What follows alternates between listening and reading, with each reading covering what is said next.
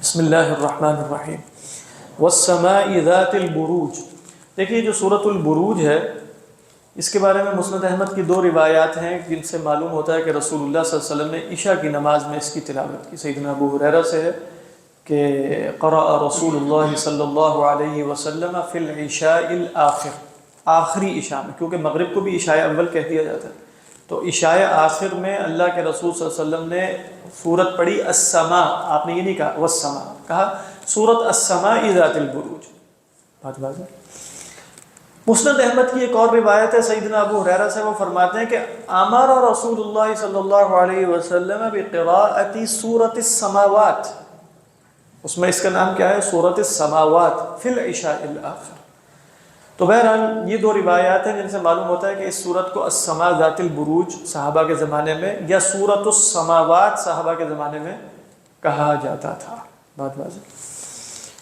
تو بعد میں جو مصاحف ہیں ان میں ان کا نام ابھی اللہ کے رسول سے مروی نہیں ہے، اب جانتے ہیں صورتوں کے نام مروی ہونا ضروری نہیں ہے، ان مصاحف میں ان کا نام ہے سورۃ البروج والسماء ذات البروج۔ اس کا زمانہ نزول کیا ہے؟ ابن عاشور علیہ الرحمہ کی تحقیق کے مطابق اس کا زمانہ نزول یعنی رقم نزول ہے 27۔ تو گویا ابتدائی صورتوں میں سے، اور اس کا مضمون بھی بالکل جیسے واضح ہے کہ رسول اللہ صلی اللہ علیہ وسلم کے جو صحابہ ہیں ان پر ظلم و ستم ہو رہا ہے، اور بتایا جا رہا ہے کہ تم پہلے لوگ نہیں ہو، قتل اصحاب الاخدود النار ذات الوقود اذ هم علیہا قعود، اور آخر میں کہا کہ وہ تو سب، یعنی اہل ایمان کو کہا جا رہا ہے کہ تم یہ سینیریو بھی پیش نظر رکھو کہ ہو سکتا ہے سب کے سب دنیا سے رخصت ہو جائیں، دنیا میں کوئی کامیابی حاصل نہ ہو، یہ پیش نظر تو ہے ہی نہیں، اسی لیے آئے گا کہ یہ سب شہید ہو گئے، اور آخر میں کہا جائے گا ذالک الفوز الکبیر، یہ تو بہت بڑی کامیابی۔ کوئی اللہ کی نگاہ میں دنیاوی کامیابیاں انسانوں کے ہاں بڑی ہیں، خدا کی نگاہ میں چھوٹی ہیں۔ وَأُخْرَىٰ تُحِبُّونَهَا نَصْرٌ مِّنَ اللَّهِ وَفَتْحٌ قَرِيبٌ۔ بسم اللہ الرحمن الرحیم۔ وَالسَّمَاءِ ذَاتِ الْبُرُوجِ، قسم ہے آسمان کی، واو قسمیہ ہے، جو بروج والا ہے۔ بروج جمع ہے برج کی۔ دیکھیے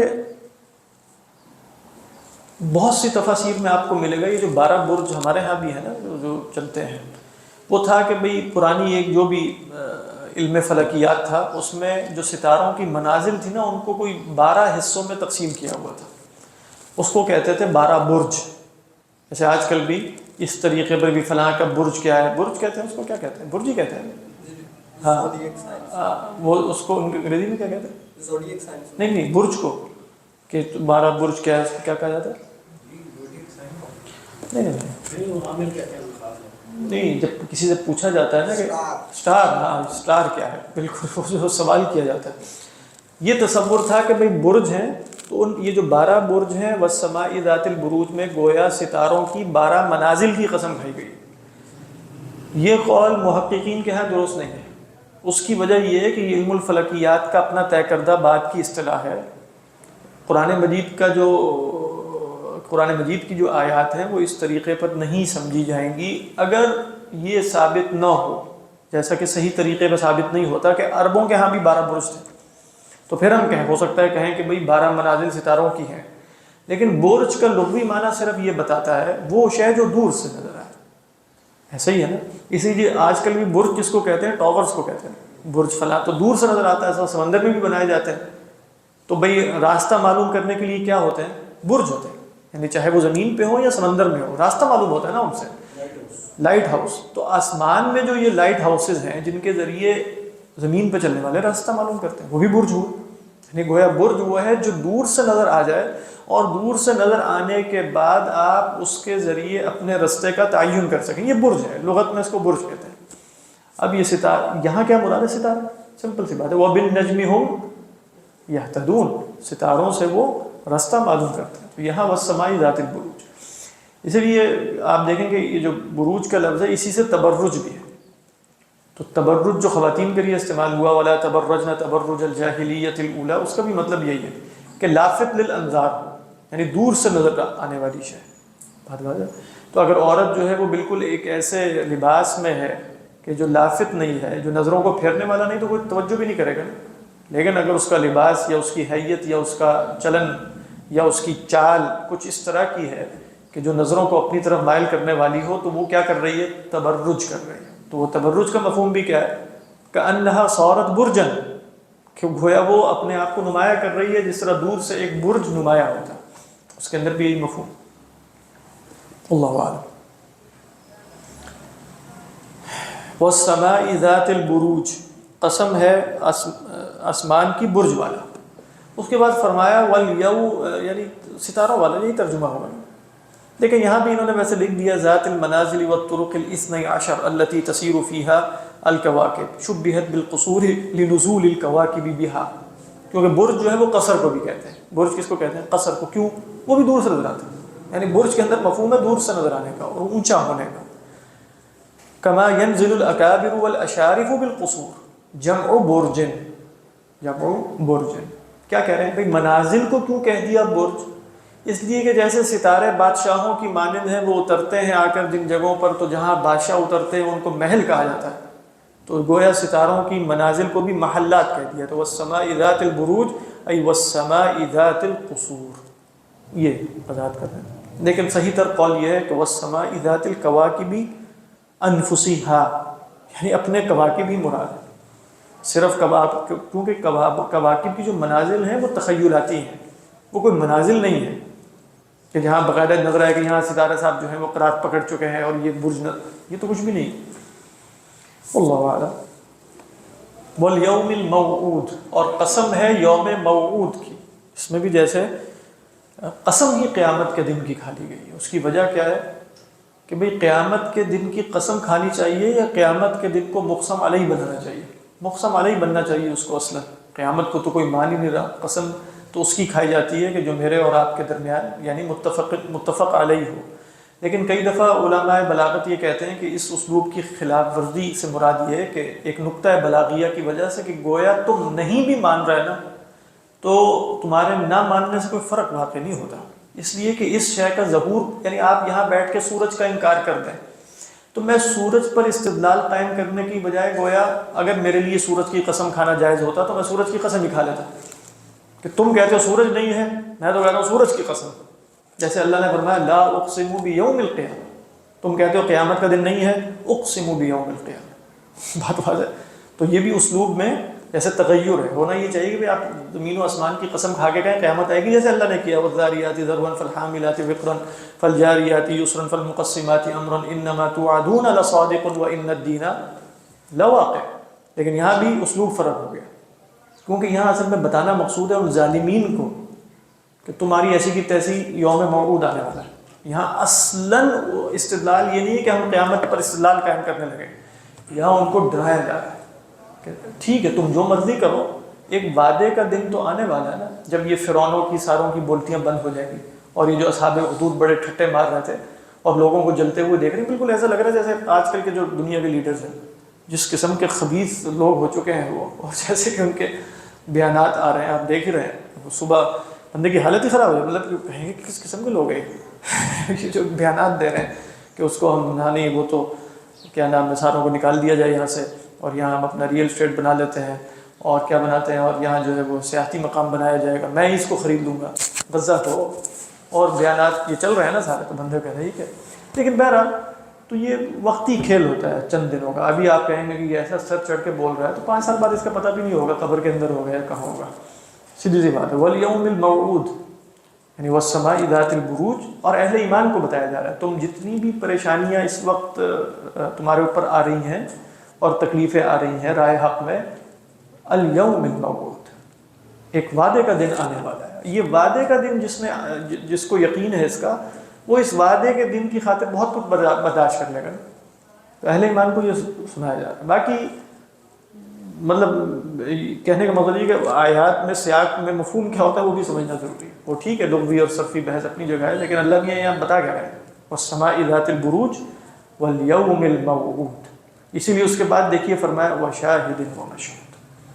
اب یہ بھی عجیب بات ہے، شاہد اور مشہود جیسے اس میں جنس نقل کر دیا اور یہ نہیں بتایا یہ شاہد اور مشہود کیا۔ مہرو صاحب آپ جا کے دیکھیے گا زاد المسیر جب آپ کی پہنچے گی نا، اس میں یہاں کوئی 18-20 اقوال نقل کیا، یعنی امام عبد الرحمن ابن الجوزی علیہ الرحمہ نے بھائی کسی نے کہا شاہد اور مشہود سے مراد ہے، شاہد سے مراد ہے جمعے کا دن، مشہود سے مراد ہے عرفہ کا دن۔ کیوں؟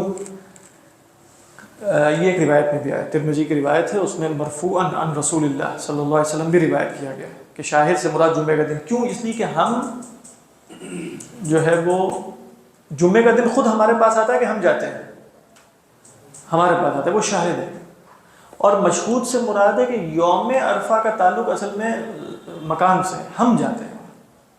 یعنی ہم کہتے ہیں ہمارا بھی یوم عرفہ ہے، لیکن وہ ہمارا تو بس ایسے ہی یوم عرفہ ہوتا ہے. اصلاً تو یوم عرفہ ان لوگوں کا ہے جو عرفہ میں بیٹھے تھے، تو وہ جگہ مشہود ہے. شاہدن و مشہود، یہ بہت سے مفسرین کی رائے ہے. وہ کس بنا پر؟ اور بنا بالکل درست ہے، کیونکہ اللہ کے رسول صلی اللہ علیہ وسلم سے مروی ہے، سنن ترمذی کی روایت ہے. اچھا، بعض نے کہا کہ شاہدین و مشہود سے مراد انبیاء اور ان کی قومیں ہیں.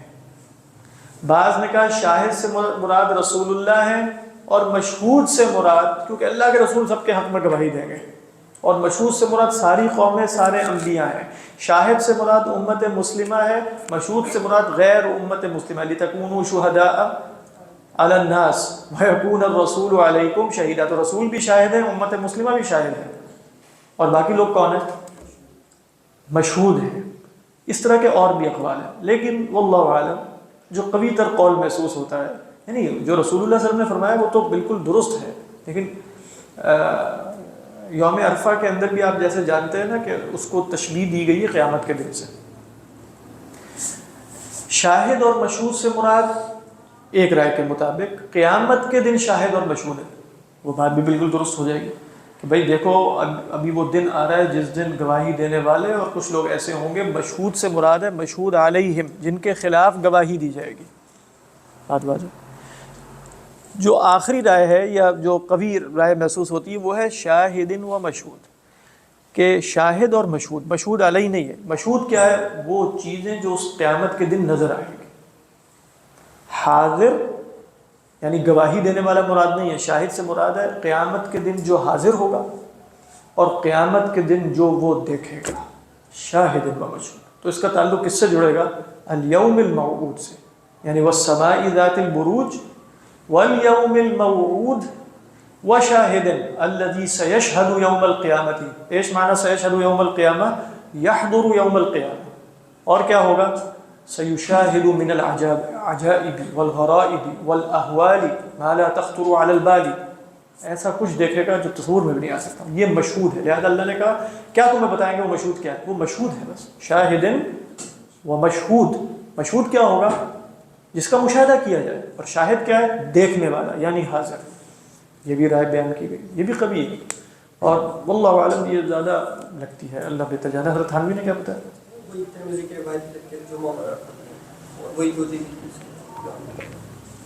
تو جی کیا کی؟ اچھا وہ خود آتا ہے اور ہم جاتے ہیں. ٹھیک ہے. یہ آپ لوگوں کے یہاں کیا ترجمہ کیا ہے؟ نہیں وہ ڈاکٹر صاحب کا اپنا ترجمہ نہیں، آپ تفسیر میں دیکھا انہوں نے کیا کہا ہے، کیونکہ وہ ترجمہ تو لیا کہیں سے. تب نیچے کیا کہا ہے؟ یہی کہا ہے. حاشیے میں بھی یہی کہا ہے. آپ نے تو آپ کے پاس مختصر والا نا.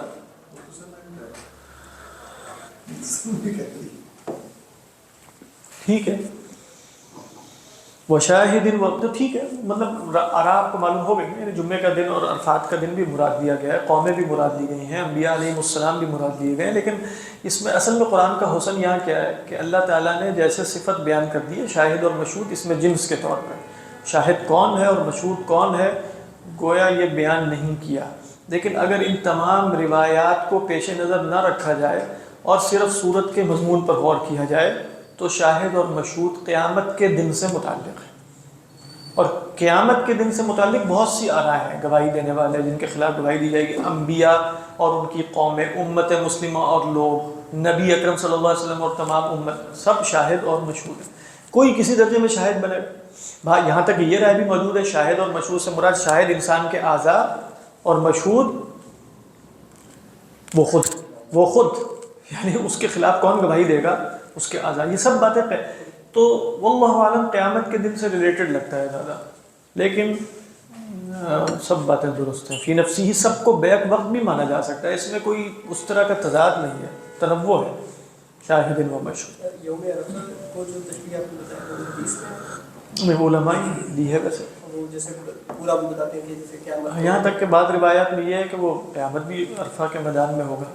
مجھے اس کی روایات کی صحت کا نہیں پتہ، لیکن یہ کہ جیسے پھر اس کی توجیہ یہ کی گئی کہ جیسے زمین کو چپٹا کر دیا جائے گا اور پھر تو اس کا جو جیسے مرکزی علاقہ جو ہے نا، جیسے ایک پنڈال کا سٹیج ہوتا ہے، اس کا ایک مرکزی علاقہ عرفات کا میدان. جو ترمذی شریف کی روایت ہے وہ صرف جمعے کے حوالے سے ہے، وہ عرفہ کے لیے نہیں، وہ عرفہ اور جمعہ دونوں ہیں. انہوں نے جیسے وہ شیخ عبداللہ کی مراد نے پورا وہ یہ ریلیونس بتائی تھی کہ جیسے آپ نے کفن پہنا ہوا ہے اور پھر احرام، بالکل ہر چیز پہلے سمبولک تو ہے، سمبولک تو ہے اس میں روشن. ہاں، سب جو ہے وہ پرگندہ بال اور پریشانی کی حالت میں وہاں جیسے قبروں سے نکل کے پہنچ گئے اور جو ہے وہ اللہ سے دعا اور فریاد بھی کر رہے ہیں، حالت انتظار میں بھی ہیں، حالت انتظار بھی ہوتی ہے. اور بھی وہاں بڑے اس کے معنی ہیں میدان عرفات میں، جیسے پریشانی اور مشقت بھی، ہاں ٹینشن بھی ہے، اور وہ بھی بس ملے گی کہ نہیں. مغفرت کی تو اتنی نہیں ہے. اچھا اس میں بس کی کچھ لوگوں کو جیسے بالکل وہ ہو جاتا ہے، کوئی پریشانی نہیں ہوتی، کچھ لوگ جو بہت زیادہ اس میں ہوتے ہیں، مختلف. ہاں مختلف قسم کے ہیں کہ کچھ آسانی میں ہیں، کچھ مشکل میں ہیں، کچھ پریشان ہیں، کچھ علی الارائک ینظرون، ان کے خیمے وہ بڑے زبردست اندر جو ہے وہ ڈیپ فریزر میں آئس کریم وغیرہ بھی پڑی ہوئی ہیں اور وہ آرام سے ان لوگوں کو دیکھ رہے ہیں جو بیچارے عذاب میں پڑے ہوئے. مطلب ساری تشبیہات وہاں موجود. جدید زمانے میں تو ہو گئی نا، وہاں بالکل وی آئی پی کلچر ہے نا. تو کچھ جیسے آپ کہہ سکتے ہیں ٹھنڈی چھاؤں میں اور اے سی کی ہوا میں اور کرسیوں اور تختوں پر جو ہے وہ بیٹھے ہوئے ہیں، اور کچھ بیچارے ہیں اس طرح کے ان کو پانی بھی نہیں ملتا. ایسے بھی ہوتے ہیں جن کو پانی بھی نہیں ملتا. واللہ اعلم. تو فرمایا قتل اصحاب الاخدود، یہ جواب وہ ہے قسم، یعنی والسماء ذات البروج والیوم الموعود وشاہد ومشہود. قتل کیا ترجمہ ہے قتل اصحاب الاخدود کا ہے نشان اجرب؟ دیکھے بغیر بتانا تھا، میں غور سے دیکھ رہا. اچھا اچھا، ہلاک کیے گئے حدود والے کون ہے حدود والے جو ہلاک کیے گئے؟ آج ہی سیکھیں گے. نہیں کون ہے، یعنی اس سے نائب فائل تو ہے، لیکن خندقوں والے کون ہیں جو ہلاک کیے گئے؟ جو ان میں جلائے گئے وہ ہلاک کیے گئے، یا جو جنہوں نے جلایا وہ ہلاک کیے؟ ہاں جنہوں نے جلایا. قتل اصحاب الاخدود، اصحاب الاخدود سے مراد یہ ہے کہ جنہوں نے خندقیں کھودی اور جلایا، نہ کہ جن کو جلایا گیا. بات بات آپ نے پہلے بھی فرمایا تھا کچھ پچھلے لیکچر میں نے کہا آیا اخدود کی جمع ہوتی ہے اخادید. بات ہے، خا دال دال اس کا مادہ ہے، وہ فعول کے وزن پہ، اور خد سے نکلا ہے. خد اصل میں کہتے ہیں جیسے گال کو بھی، تو ہلکا سا جیسے اس میں گال کے اندر تھوڑا سا پچکا ہونا چاہیے نا، تاکہ اس کے اندر جو کیا کہتے ہیں اس کو، ڈمپل وہ نہیں، لیکن ویسے یعنی گال کو اصل میں خد اس لیے کہتے ہیں کہ اس کی جو فارمیشن بنتی ہے نا وہ تھوڑی سی یوں کر کے ہوتی ہے، اس کے اندر تھوڑا سا اترائی ہونی چاہیے. تو اس بنا پر جیسے خد کو بھی خد اس لیے کہا جاتا ہے. اسی طرح اگر کوئی خندق کھودی جائے، کوئی حفر کیا جائے جس میں زمین کو یوں کر دیا جائے، ذرا اس میں ایک ٹلٹ سا آ جائے، وہ بھی کیا ہے، وہ اخدود ہے. اس کی جمع کیا ہے، افعول کے وزن پہ افعیل، جیسے اخادید. تو قتل اصحاب الاخدود سے مراد ہے خندقوں والے. ترجمہ ہم کیوں کرتے ہیں؟ جمع کی وجہ سے نہیں، الف لام کی وجہ سے. اگر یہ بھی آپ ترجمہ کر سکتے ہیں خندق والے، لیکن اگر الف لام بمانا للجنس لے کر ایک سے زیادہ خندقیں لے لی جائیں تب بھی ترجمہ کیا ہو سکتا ہے کہ خندقوں والے مارے جائیں، ہلاک کیے جائیں، بد دعا ہے. یہی ترجمہ وہی. اور خندقوں کا کیا ہے خندق والے ملعون ہوئے. ٹھیک ہے، اخدود چونکہ واحد ہے تو واحد کے اعتبار سے ترجمہ کیا قتل اصحاب الاخدود. اچھا اخدود سے سمجھ میں نہیں آ رہا کہ یہ خندق کیا ہے، تو اس کا بدل لے کر ہے النار. بات بات ہے، یہ آپ اس کو بدلے اشتمال بھی کہہ سکتے کہ هذه الاخادید كانت مشتملة على النار، کہ یہ خدادید آگ پر مشتمل. بعض نے کہا بدل الکل ہے، بدل الکل من الکل. وہ کیسے؟ یعنی گویا وہ خندقیں نہیں رہیں، اب وہ دیکھنے میں بس آگ کا ایک الاؤ ہے. یعنی وہ یوں نہ سمجھنا کہ وہ خندق ہے اس کے اندر کہیں نیچے آگ جل رہی ہے، وہ بس آگ ہے. قتل اصحاب الاخدود النار، النار. اور وہ آگ ایسی نہیں ہے کہ جو ایک دفعہ بھڑکا دی گئی اور پھر آہستہ آہستہ وہ بجھنے کی طرف. ذات الوقود، ہر آگ ذات الوقود ہوتی ہے، تو اس سے کیا مراد ہے کہ ذات الوقود کہا جس میں گویا مستقل وقود کی سپلائی جاری ہو، مستقل ایندھن جھونکا جا رہا ہو، وہ ذات الوقود ہے۔ تو قتل اصحاب الاخدود النار، وہ خندقیں کیا تھیں؟ وہ تو آگ ہی تھیں، اور آگ کیا ہے؟ ذات الوقود، یہ آگ کی صفت ہے، اخدود کی نہیں، النار ذات الوقود، یہی ترجمہ۔ خندق والے یعنی بہت سے ایندھن کی آگ والے، مطلب جیسے وہ کہہ رہے ہیں قتل اصحاب الاخدود ہی ہے نا، تو اخدودی کا بدل ہے، تو اصحاب الاخدود ہو جائیں گے اصحاب النار، کیونکہ بدل پہ ہوتا کیا ہے کہ جو جیسے جو مبدل منہو ہوتا ہے نا وہ گویا ملغا ہوتا ہے، بات واضح کہ نہیں؟ اس لیے بعض لوگ جو عطف بیان اور بدل الکل میں ایک فرق کرتے ہیں، کچھ لوگوں کے ہاں فرق نہیں ہے عطف الکل اور عطف بدل الکل من الکل اور عطف بیان میں، لیکن کچھ لوگ فرق کیا کرتے ہیں؟ عطف بیان میں جس کا بیان ہوتا ہے وہ فی حکم الالغاء نہیں ہوتا، لیکن بدل میں کیا ہوتا ہے؟ گویا اب اس کی جگہ یہی رکھتے ہیں قتل اصحاب الاخدود النار، یعنی قتل اصحاب النار ذات الوقود۔ اس لیے حضرت تھانوی کا ترجمہ آپ دیکھ رہے ہیں یہ اس اصول کی بنیاد پہ، پہلے انہوں نے خندقیں کیا اور پھر اس کے بعد کیا کہا؟ خندق والے یعنی بہت سے ایندھن کی آگ والے، ہاں بہت سے ایندھن کی آگ والے، بات والے کیوں یہ آگ والے ان کو کیوں کہا جا رہا ہے؟ اس لیے گویا اب اخدود جو ہے وہ فی حکم الملغا ہے، اب وہ نہیں، اب وہ آگ والے ہی ہیں، یعنی یہ کہنے کے بجائے کہ بھئی خندقوں والے جو خندق آگ والی، نہیں وہ خندقوں والے یعنی آگ والے، یعنی آگے سمجھ میں آ رہی؟ یہ بھی اس اصول کے تحت بدل کے اصول کے تحت۔ قتل اصحاب الاخدود النار ذات الوقود اذ هم علیہا قعود، یہ بھی وہی دیکھیں جیسے ہوتا ہے نا کہ اسپیکٹیٹرز بن کے اور بالکل جیسے تماشائی بن کے اور وہ دیکھ رہے ہیں، اذ هم علیہا، تو علیہا سے مراد یہ ہے کہ جب اخدود کا لفظ آئے گا تو کوئی جگہ نیچے ہوگی کوئی جگہ اوپر ہوگی، تو یہاں اعلیٰ سے مراد استعلاء ہے، یعنی ایسی جگہ پر بیٹھے ہیں جہاں سے گویا خندقوں کا مشاہدہ بھی کر رہے ہیں اور جلنے والوں کو بھی دیکھ رہے ہیں۔ اذ هم علیہ، اسی آگے وهم علی ما یفعلون بالمؤمنین شہود، تو قعود جمع تھی قاعد کی اور شہود جمع ہے شاہد کی، جیسے سجود ساجد کی جمع بھی ہے، بات واضح۔ تو فرمایا وَهُمْ عَلَى مَا يَفْعَلُونَ بِالْمُؤْمِنِينَ شہود، اب یہاں بھی آپ دیکھیں شہود آ گیا نا، تو وہ اس سے بھی آپ مفہوم نکالیں تو شاہد و مشہود، جیسے قیامت کے دن شاہد و مشہود۔ اس کے بعد فرمایا وَمَا نَقَمُوا مِنْهُمْ، نقم ینقم اور ینقم نقمن، دیکھیں یہ نون قاف میم کا جو مادہ ہے اس کے اندر انتقام کا مفہوم ہوتا ہے، انتقم ینتقم، انتقام بدلہ دینا، لیکن کہا کہ جب نقم ینقم آ جائے اور خاص طور پہ اس کے ساتھ من کا صلہ آئے تو اس کا مطلب ہے عیب دیکھنا، سمجھ میں آ رہی ہے کہ یعنی آپ اگر کسی کو کہیں یا کوئی شخص کسی کو کہے کہ انا نقمت منک یا نقمت فیک، تو اس کا مطلب یہ ہوتا ہے کہ میں آپ کے ساتھ جو معاملہ کر رہا ہوں نا وہ اس عیب کی بنا پر ہے جو آپ کے اندر ہے،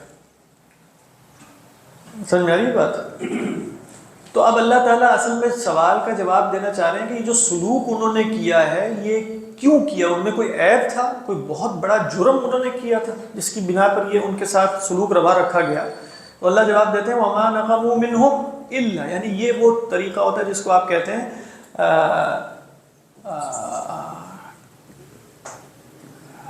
کیا کہتے ہیں، جو اصل میں مدح کا اسلوب ہے جس میں بما یشبہ الظن، جیسے کہا جا رہا ہے ان میں تو انہوں نے یہ عیب دیکھا، اچھا جس عیب کا ذکر کیا وہ تو عیب ہے ہی نہیں، وہ تو غائب درجے کی مدح ہے، تو اس کا مطلب ہے ان میں کوئی عیب تھا ہی نہیں سوائے اس کے، اور جو سب سے بڑا ان کے اندر جو وجہ مدح تھی وہی ان کے ہاں سبب انتقام بنا ہے۔ تو وما نقموا، جیسے اللہ نے فرمایا الذین اخرجوا من دیارہم بغیر حق الا، اب بظاہر یہ لگ رہا ہے بغیر حق کے بعد ہاں ایک وجہ تھی، الا ان یقولوا ربنا اللہ، تو یہاں بھی وہی ہے وما نقموا منہم ای وما عابوا فیہم، انہوں نے ان میں کوئی عیب نہیں دیکھا۔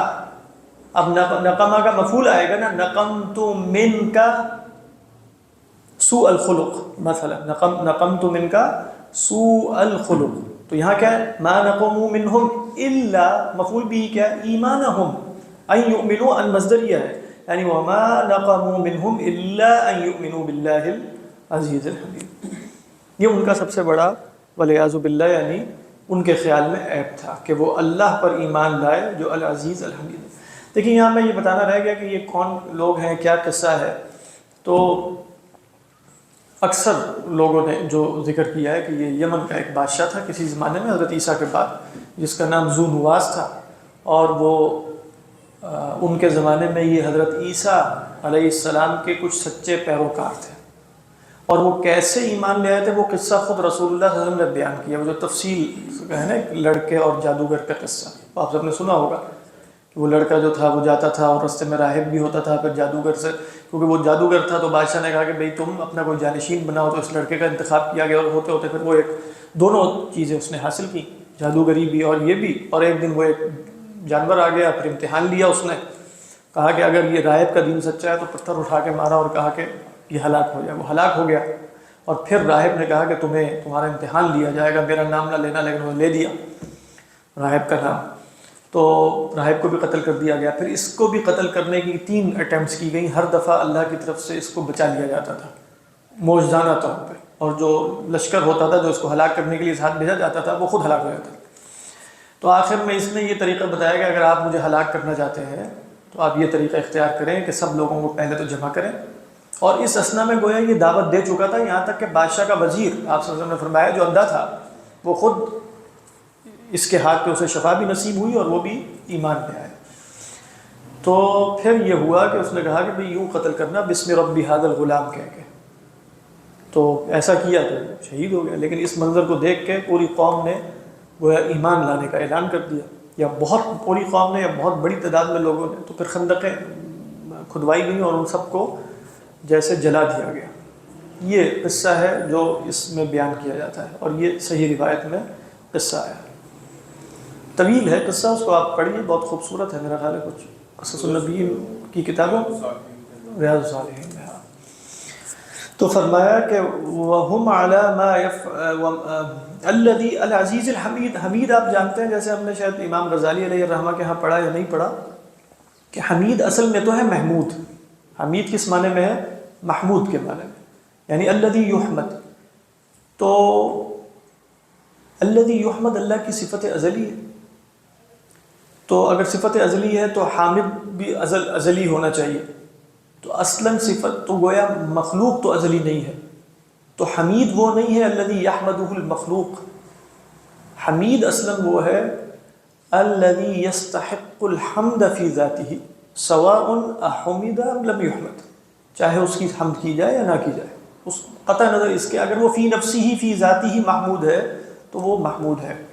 اور بعض علماء نے اس میں یہ کہا کہ وہ ابداً حامد بھی ہونا ضروری ہے. تو پھر کیا کون ازلاً موجود ہے؟ ہوا نفسہ یحمد ذاتہ. اس کا کلام نفسی بھی قدیم ہے اور سب کچھ. اللہ تعالیٰ اپنی حمد کرتا ہے. اب مثال کے طور پہ ہم نے کہا الحمدللہ رب العالمین، یہ جملہ پہلے تو اللہ ہی نے کہا الحمدللہ رب العالمین. تو الحمدللہ رب العالمین تو چاہے الفاظ مخلوق ہوں یا جو بھی ہے، لیکن یہ کلام نفسی تو قدیم ہے کہ نہیں؟ یعنی کلام نفسی میں یہ معنی کہ تمام تعریفیں اللہ کے لیے، یہ ہمیشہ سے ہے کہ نہیں؟ ہمیشہ سے. تو اللہ ہمیشہ سے محمود لغت کے اعتبار سے بالفعل بھی ہوا. لماذا؟ لأنہ یحمد نفسہ، حمیدہ نفسہ. ایسے ہی ہے نا؟ اللہ عالم. الذی لہ ملک السماوات والارض. اور عزیز کا معنی بھی ہم جیسے امام غزالی کے ہاں بڑی تفصیل سے دیکھ چکے ہیں. وہ 3 چیزیں تھیں اس میں لازمی. الذی لہ ملک السماوات والارض واللہ علی کل شیء شہید. وہی بات دیکھیں، شہید کا لفظ 4تھی دفعہ آ رہا ہے، یعنی اس مادے سے شاہد و مشہود و شہود و شہید. اللہ ہر شے پر گواہ ہے. و شاہد و مشہود. ہاں یہاں یہ شاہد سے مراد جو 18-20 آ رہے ہیں، شاہد اللہ، مشہود خلقو، شاہد و مشہود. اولم یکفی بربک انہ علی کل شیء شہید. کیا آپ کے لیے یہ بات کافی نہیں کہ اللہ ہر شے پر گواہ ہے؟ ہر شے اللہ ہی دیکھ رہا ہے جس کی بنا پر دنیا موجود ہے. آپ دیکھ رہے ہیں یہاں صوفیہ کا ایک الگ تصور. وہ کہیں گے کہ شہید اللہ ہے لہذا دنیا ہے. بات واضح. مگر نہ دنیا ہی نہ ہو، کائنات ہی نہ ہو، یعنی خدا اس کائنات پر حاضر نہ ہو تو کائنات کیسے ہو؟ یعنی آپ دیکھیں کہ وہ اس میں جیسے اس ڈیسٹک تصور کی بالکل ہی نفی ہوتی ہے کہ خدا کہیں کائنات سے الگ ایسا ہو سکتا ہے کہ کائنات کی طرف اس کی توجہ ہو یا نہ ہو، کائنات خود چلتی رہے گی. ہمارے ہاں تو ایسا نہیں ہے نا. یشہد الکون فالکون یبقى موجودا واذا لم یشہد الکون فلیس للکون وجود، تو پھر تو کون کا کوئی وجود ہی نہیں ہے. اولم یکفی بربک انہ علی کل شیء شہید. تو یہاں بھی یہ فرمایا واللہ علی کل شیء شہید. صدق اللہ العظیم. سورہ نور کی بھی کچھ آیات بڑی اہم ہیں، انشاءاللہ.